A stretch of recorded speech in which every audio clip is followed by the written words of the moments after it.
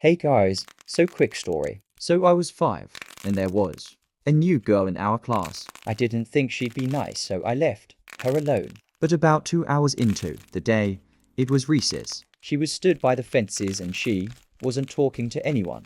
So I went over. I said hi, but all she did was a kind of confused face. I thought she just didn't like me. But I thought about it, and I thought, What if she doesn't understand? What if she isn't English? I just tapped her on the shoulder and kinda gestured her to follow me. she did so. I assumed she didn't dislike me. She just didn't know what I was saying. I knew what it was like to be by myself at break when I was 4. I was the quiet kid who'd always either stand at the gate watching or just follow a teacher around until it was time to go back in. I still did that. I saw her at the gate by herself, and I was alone too because I had no friends. I used to, but I'll tell that story in a different video. I chased her around for a while and then we went back in. I don't know if she remembers this, but we were both too focused on the clock to be writing. It was almost 12 o'clock, which is when we ate lunch. I can't remember off the top of my head how lunch was, but I'll just skip to lunch break, We did the same thing.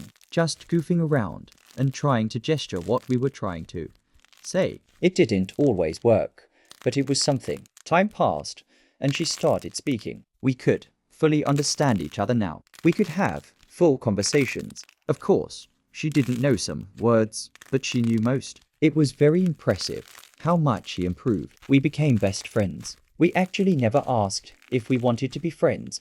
We just went with it. We actually describe each other as close best friends. And yes, we are still best friends now. Now that I think about it, We have only argued like twice, and we have been best friends for over 5 years. just something to add.